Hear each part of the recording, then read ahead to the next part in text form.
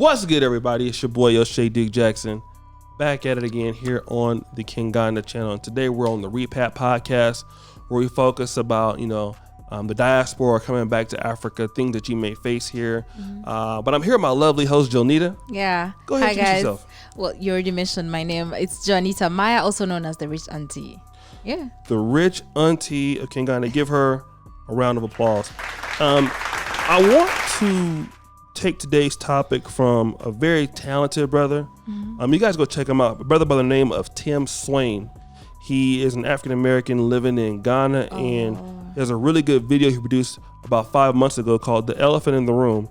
Let's talk about Obaruni, white privilege in Ghana, and we've talked about that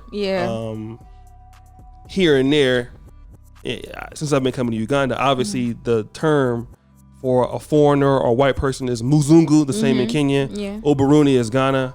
And many people want to know, are African Americans, are those from the diaspora? Could be Ugandans that grew up in Britain, Nigerians growing up in Canada. Will they be considered like white people, or will they get the same privileges as whites coming back here to Africa? Yeah. That's tricky. That's really tricky. But to give an overview, I don't think they'll be given the white privilege, unfortunately, because you look just like any other person. Okay. Well, except your physique. Most of the African Americans have come across no offense, they're like giants. Yeah. Compared to the normal African that you've met here. See, everyone on the team. No offense to them. Okay. You see that maybe your physique will give you out, but not really. When someone says you, they'll just, you're black. You're just like any other black person. But when you start talking with your accent, that's where it gets tricky, because now someone will know you're not from here, and then they'll treat you differently, but it won't be white privilege.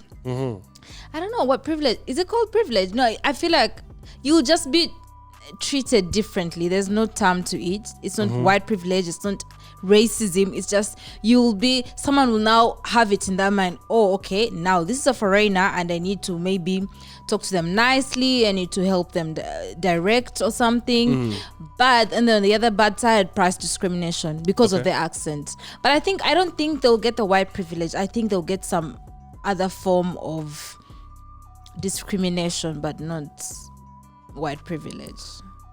Okay, so brother Tim Swain, he laid it out pretty masterfully. And I won't play the clip because I want you guys to go and watch the video. It's that good. Yeah. So he's been going back to Ghana, I believe, for over 10 years, something like that.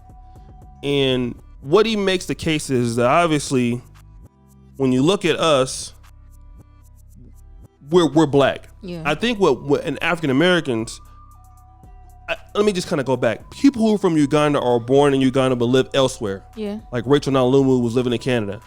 They understand how they're probably going to be perceived when they come back. Yeah. But for us who've never been to Africa, what we're thinking is we're coming back to some black utopia. Yeah. With people who think like us. Not knowing that when we get there, people are going to be like, okay, you're black, but all skin folks ain't kin folks, right? Yeah. So even if you're a Ghanaian that grew up in Britain, people will look at you like, okay, bro, we know you're black, but you're not really one of us. Yeah. That don't mean that we're not glad to see you. Yeah. Don't mean that we're not happy that you're here, but you're not a local like us.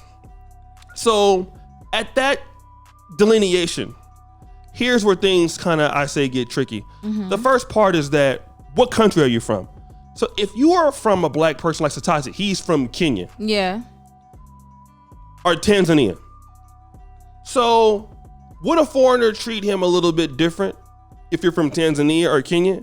Well, because that still might be, or Nigeria. We know that the reputation Nigerians could have could be pejorative. Yeah. But now if you're from the United States, you're still black, but you represent the United States. Thank you. And the United States is considered, at least right now, one of the world's greatest superpowers. So people look at you as, and he laid this out like, okay, the guy is from the United States. He has an American accent. I can't treat him like everybody else. Even if I'm overcharging him, I can't show him that. Like, he's from the United States. Okay, he may have an opportunity for me because I may need him for a visa or anything. I might just want to know who he is. And because he's from the USA, I'm going to give him the same respect that I see from his country. So you see that also, and I've seen that in Poland where I'm black, but there's a difference that somebody treats me from the United States and somebody treats somebody black from Zimbabwe. Oh, yeah. So it's a difference between how the Polish people treat the both of us for the most part. And I think that's what happens. And so when you look at black Americans or diasporans, are you getting a white privilege? You brought this up to me. I thought that I was just getting treated normally. Yeah. I don't think so. No. I think you're right now. I'm not getting treated normally. I thought I was, but when I look at it. Yeah. Because even when the girls hear your accent, they throw themselves at you. There's that. I am good looking though, so it's gonna be real. It's not about his looks, it's about the accent. Hating. He's mad. Yeah. But you see, every time you start to talk, someone now fine tunes. Even when I think there's someone we met recently, I won't tell you who. Okay. But when we were interacting with him, I saw a change in how he was talking to you. Because to some people, maybe they think, oh, let's see how I can get money from this person. Or what opportunities can I get from this person? Right. Or what can I learn? Like, what can I learn from that culture and whatnot? But you're definitely treated differently. Even I, personally, in Uganda, we have so many tribes. So I'm a Muganda, right? But I know like 7 languages, but still I'm a Muganda because I take after my dad's tribe. So I'm a Muganda. So when I go to like the West, and then like my Runyankole or my Ruchiga is not as perfect as them, they will know that I'm a foreigner. I'm a foreigner in that land, Right. And then it will also, the treatment will also change, It's not just with you guys coming in from a different continent or a different country. It also happens amongst us, from a different tribe, or you'll see the difference. Or now they can even start biting you in that language, or they can say something that you won't understand, or there's a certain culture. Maybe for the Baganda, there's kneeling. If you're from the West, you're not going to kneel, you're going to hug. Because Westerners like to hug, So there's a difference, and then people will notice like, oh, this was not from here, or treat her differently, or treat her kindly, or tell her what to do, So let me ask you this then, because I know the term Obroni, as he was saying, if I'm saying it right, in Ghana means like if you're, and it's interesting because they said that he was getting called that a lot. If you look at him, he looks like a Ghanaian. Yeah. But when he talks, it's probably when there's an indication that, okay, Obroni. So I noticed that in West Africa, he's saying that that's the issue. But here in East Africa, I've never been called muzungu. No, they can't. Now, what is muzungu? What does that mean? Muzungu is a slang for a white person. Even if you're too light skinned, you could actually be called a muzungu. Brandon was called muzungu. Yeah. We'll put a picture of him up here. Yeah. Shout out to him. And he's African American. Yeah, he's African American. Yeah, but he's too light skinned. Right. So anyone with that light complexion, or if you're like a white person, or someone with like a light complexion, they'll call you muzungu. Even light skinned girls, you find like they have a nickname for them. It's like muzungu. But like it's a general term for white people and light skinned people. But they would never call you muzungu. Right. Never. They would too black. Yeah. They would first. Can I say the N-word? No, I can't. No. They would call me what? They would call you the N-word before they call you the muzungu. You understand? Because to us, if you're black, you're black, Do Ugandans call each other the N-word? Some people do, I guess. For us, it's just like a playful thing, or you just... your friends can call themselves the N-word, if that's the circle, if that's the word they use in that particular circle. But the N-word is not like such a big deal to us. Yeah, like it is. Like it is the other side. Right. Yeah. Okay. Like anyone can use it. But that's what I'm saying. They would rather call you the N-word before they call you the muzungu. But technically, they would not call you anything because there's no term for a foreigner, Okay, no term for foreigner. Yeah. But if you're a white foreigner, it's muzungu. Yeah, it's muzungu. But it's a black foreigner. There's no term. But they do know that you are different from us. If you start talking. Yes. And I think that is what... So let me kind of go back to... how we talked about in the other podcast about, changing Africa. You're like, well, listen, here's some things that the way they are, they're not going to change. So here's why I think a lot of people come from the African-American perspective, or those coming from the Caribbean, or even, let's give a shout out to the Ugandan community.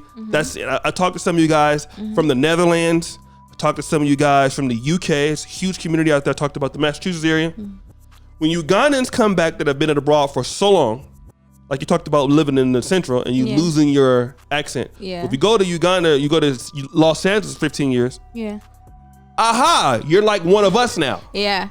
So you come back, you might not be looked at the same way, or definitely your kids, because they're gonna grow up in the West, so they're gonna have the same name. Yeah. But they're not gonna be like Ugandans in the local terms. Yeah. They're gonna be like us. True. You'll be like more close to Black Americans. If you look at how Nigerian Americans sound, they talk like us. Yeah. They don't talk like their parents.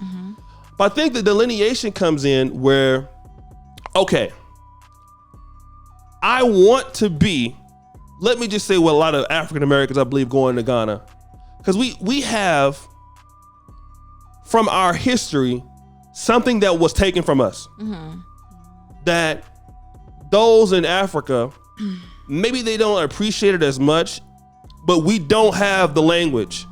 We don't know what our customs were. And we are like the abandoned Black children from Africa. So when God puts it on your heart that you want to return, even to the continent where you think your people may have come from somewhere, it could be Bantu, wherever. And then you come back, you want to be or get close to be what your ancestors are. And the local people were like, wait a minute, hold on, like I hate to say that word, right? Bleep it out, like, cause I know my mom watching. You just got here. Yeah. Hold on a minute, like, we know you Black, you look like us, but we not the same, the cultures are different. You are, maybe not muzungu, but you are definitely not one, you're not Muganda. Yeah. You know, you're not Tree, you're not Ewe. I'm proud of my people out there. You're not Yoruba. So then you have the Black foreigners like, wait a minute, don't call me that. I want to be one of y'all. Like, we're supposed to be in the, and it's like, that's the process. And that's the issue. So like, how do people, and I know like Kingo Batunda, he was doing a little bit better and stuff. Some people that want to get more acclimated, want to become, because you can never stop being an American or Black American. Maybe you could, but you want to be kind of more acclimated into being accepted more by the African community here. Yeah. You want to be accepted by, it means something to you. Some folks that don't mean shit that come back, and that's just like, well, whatever.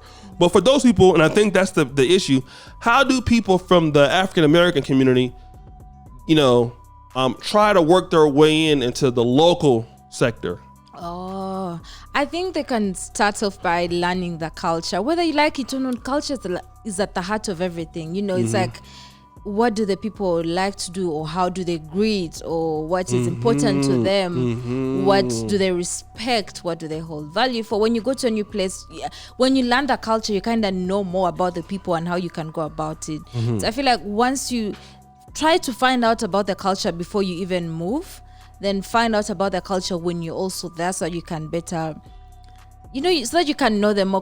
When we look at King of Tunda was even more Ugandan than some Ugandan people. Oh my God. He was so into the Ugandan culture and the Buganda and everything. I told him, like, even your accent, I'm like, if you spend here 2 more years, you're going to start sounding like a true Ugandan, you know? Yeah. So it starts with the culture. Know the culture, talk to the people, you know, interact, you know. It's not every time be on your phone, but interact, know the culture, observe, see what is happening. Or if A and B happen, then D and C and whatnot. If A, you understand? See something, ask, hey, why is this happening? Oh, this is how they did. Oh, okay.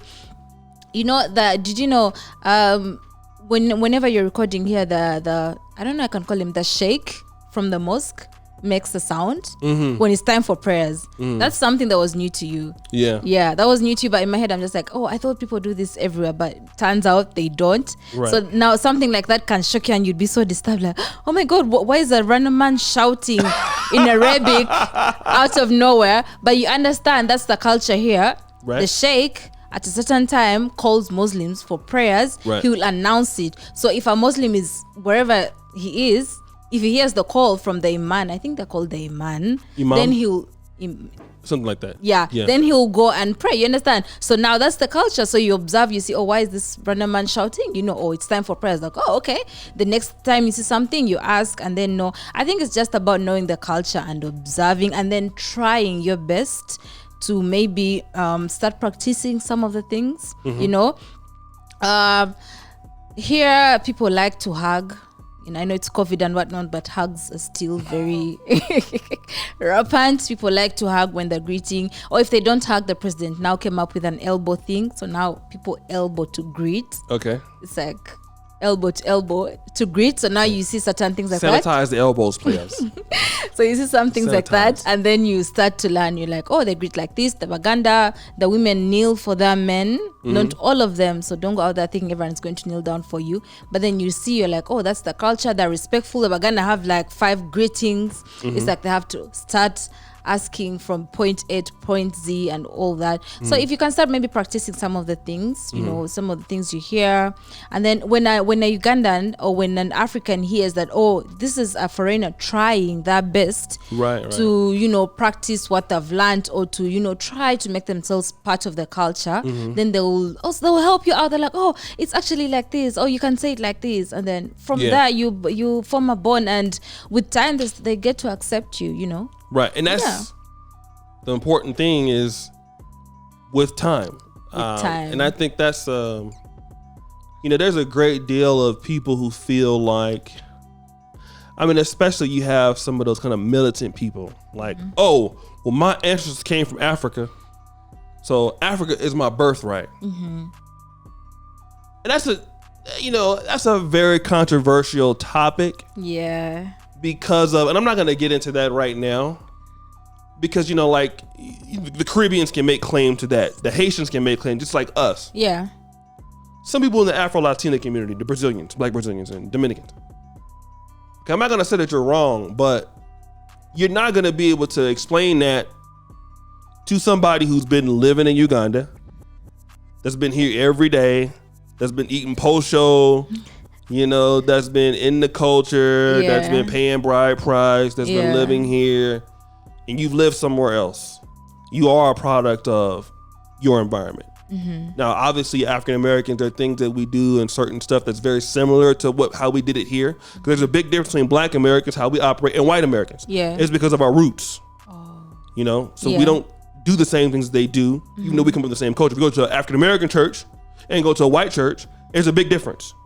And that has everything to do with our spirit and how we do things as Blacks and as Africans. But at the same time, we got to give precedence to the fact that this is not, as it might be our ancestral home, but it has not been our home.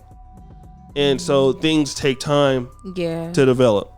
Now, I do want to talk about this in terms of dating, because a lot of people want to know this. I don't know if he mentioned that in this video, but I know that for the women, maybe dating men, and this is no offense to men in Africa, but for like a lot of women that come from the West that are a little bit more educated and have more money, it might be, from what they would see, slimmer pickings in Ghana or Uganda in comparison to like Atlanta or New York City, where there's likely more men to have money and things like that.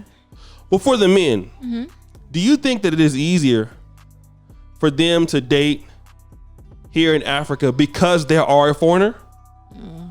Do you think that's an advantage for them? Yeah, I do think that's definitely an added advantage, because girls have fantasies. There's some girls who are like, oh, I want a foreigner.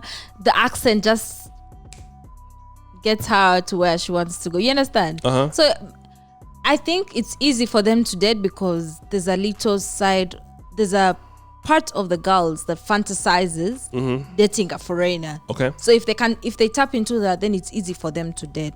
But that does not mean they will last in the relationship. You can achieve something, but you can't succeed in it. There's a difference. Yeah, I want to talk about that because I had we have even a horror story. Won't talk about when, but I always talk about this every time I come to Uganda. There's this particular girl that came onto one of our shows. We won't talk about where. I think you know where I'm going with this. So you have one of these African American guys that saw our Instagram, started to give me like a cha-ching sound effect, crazy. Yeah, he was sending money. Yeah. And he's supposed to come see her, send him money, ask the family if he could marry her. Family said yes. More cha-ching sounds. Send him more money. So he's supposed to come by March. And it was like right when I was leaving in November. By the time February came, she's already pregnant by another Ugandan guy. Yeah. And so that can happen in person, online. Like being an American can get you in. Yeah. But it won't keep you. Exactly. I think also at the same time because Americans too. I hate to talk about this, but the brother also said, Tim Swain, that like a lot of people, because of the economical situation here, you're looked at by some people as opportunities. Yeah. And I know what I'm about to say is a little elitist. Okay. But I'm gonna say it. Say it. I hang around in Uganda, and I don't care if you don't like it. You can kiss my ass. I hang around people, usually, who I feel are less likely anywhere I go in the world. The United States, Uganda, outer space. That ain't gonna ask you that are less likely to ask me for money. Yeah. Period. Financially, that's a very good decision because. Period. Let's imagine you went to no offense, Kamota, and you stayed there. Do you know how many people would be coming to you without problems for you to solve? And rob and probably beat my ass every day too. Yeah. But not just that. I tried that in 2020 when I stayed over. Remember? Yeah. I was trying to help everybody. I was spending time. I was making like $25,000 in a month. Yeah. And sometimes spending like $20,000, like when I didn't have to. So I learned my lesson very quickly. I also want to tell people that you gotta look at the fact that some people look at you as an opportunity because of where you come from. You might even have money, but think you got money because you're from the United States. Yeah. There's this assumption that everyone from the States is rich, which is not true. Yeah, until they go to the States themselves and find out how hard it is. Yeah. So that's something you gotta also look at. Yeah. You know, everywhere in the world, even in Uganda, there's a class thing. We got to be real. I know everybody want to come in and you got to help everybody, and you gonna put Africa on your back and restore it back with your $2,000. No, you go to. There's nightclubs like Governor. Yeah, Illusions. Everybody know Governor is for who? The rich. It's for rich people. Oh, there's even Chop Life Sundays. Okay, Illusions is for who? The rich. Rich people. Yeah. If you want to be rich, where do you go? You go to Governor. Yeah. Cafe Javas has good food. Yeah. Love Cafe Javas. Cafe Siri is really a restaurant. If we want to be honest, it's good food. I like Java's menu better. But who goes there? It's for something for people that are from the West. Usually, Ugandans go there. It's for the rich. Yeah. Kabira. Oh yeah, that's fancy. Kabira Country Club. Naguru Sky. Shout out to Naguru Sky. It's a Patrick Bitasura. I love it. It's for the rich. We got to be real. So I think that also a lot of people, you got to look at who you're going to be dealing with when you look, what class of people are you? Because you are who you are wherever you go. If you want it, you got to be around. And most people that have success in this country, if you already ain't successful, they ain't going to with you no way. Yeah. I don't care where you're from. Just because you're from America, you're not going to walk into no millionaire's no house or anything like that. They don't care. So you have to find who you are, find your tribe also. Yeah. And, there are people that are going to, might want to know you for the right reasons. Yeah. For the wrong.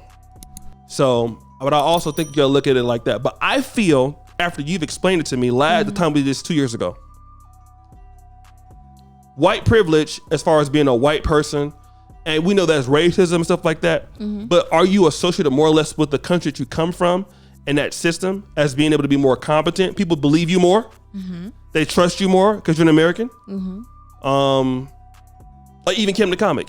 Yeah. He didn't want to work for me until he found out I was American. He thought you were shady. Yeah. Yeah. But then it was America, like, oh, so you do have that benefit. Even the lawyer, the shady lawyer, the first one.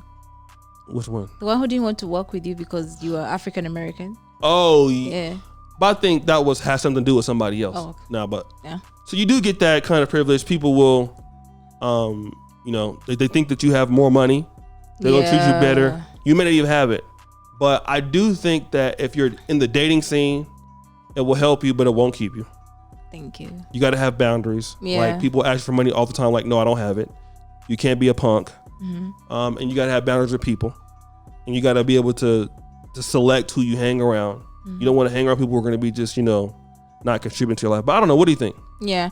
No, I think what you said is true. Just because you're foreigner doesn't mean you're going to have like 5 Ugandan wives and cruising in your convertible with the open roof and enjoying the air and the sun and all that. No, you may have it easy in terms of dating, but that doesn't mean you're going to stay dating. Like you could like the girl would say, oh yes, they go on one date to you and then that's it. Like you just keep going on one date because you can't maybe hold a conversation. You're condescending. There's nothing more to you than just talking about the States. There's all that. So yeah, it's not that easy. Just because it may seem easy in the beginning doesn't mean it's going to be easy along the way. But you could find your African queen if you play your cards right. And I also want to say this too, is like there's a certain expectation. Yeah. If you're a Black American and you're living in Africa, people expect more from you. Like they expect you to do. And one thing I like about this society is that, in America, if you're a very productive person, there is a part of the black community culture that respects that. But it's not as respected, let's say, like it is in the white community or Asian community. A lot of Black people complain about that. In Africa, if you're here and you're from America and you come to Africa, number one, why are you here? Like you should be in America. What are you doing? Yeah. Like I want to go to America. What you doing here? But since you're gonna be here, be here. You better be a spectacular person. It's something that you should be doing that is great. People expect that from you. And even though you might be African American, you might be coming here to just live like a basic life or just understanding your roots. But the expectations are going to be like, oh, wow. So this guy's from America, like, what is he doing? Yeah. And I think that's also like some pressure that Black Americans take, like you, because they're going to look at you and compare you to like, oh, well, the Chinese people are here. They're doing something. The Lebanese are here. But you're here. And y'all just wearing sandals, and you got the little the incense, and the snapping your fingers, and you're not doing shit all day. Yeah, like that's gonna be the people won't say anything about it. Yeah, but they'll judge you with their looks. Yeah, they won't say anything, but people will be like what's this American group that came here to Ghana? Like how they're not as productive, or they should be more productive. So you should look at that also. People are gonna expect you to do great things. They're going to expect you to bring business. They're going to expect you to be able to manage and stuff. So if you're not that, then I think also people can lose respect because you're not like the other foreigners doing good things in Africa if you happen to be one of those people. So I think that's also what helps you to, in the community, get more respect. If people know that you're somebody that is doing something that is beneficial, your respect levels are going to be going up. It's going to increase that, I won't call it white privilege, but a privilege that you're from America. But if you're not, if you're the guy that has, like, I know I heard one story that had one brother came to Uganda that had like 30 girls that got pregnant. Yeah. That's true. But anyways, any last words?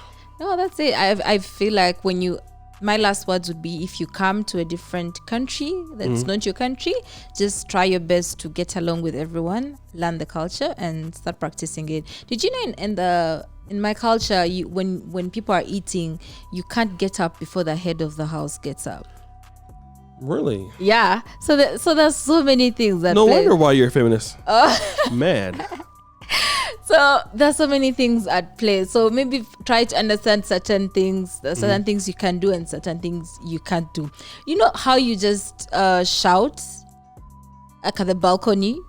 Yeah, but that's not everyone will just look at you like, oh, I'm crazy. Yeah. I'm sorry. No, because no one does that. Even I do shout sometimes if it needs me to shout. If I need to, I'm gonna stop shouting. You're gonna. Yeah. But I'm just saying, like, so you just need to learn the culture and then move along with it and try to get along with the people as to your best ability. Move 70. No more shouting from me. You got it from me. I promise. He doesn't do it. It just happened once, and come on, everyone has done it once. My bad, bro. So no more shouting. I'll do it in my mind. But guys, thank you so much. I really appreciate you for watching the show. Yeah. I want to give a shout out to a lot of people. We've been doing this. We've been trying to figure out what works. And we've been more dedicated since the loss of Kim the Comic. So I wanted to keep doing this, but the numbers have been going up slowly but surely. We've been getting more engagement, more subscribers. Send us topics. Team Kinganda at teamkinganda@gmail.com. Subscribe to the bell. And as you know, keep it real, Kinganda forever. Yeah. We out.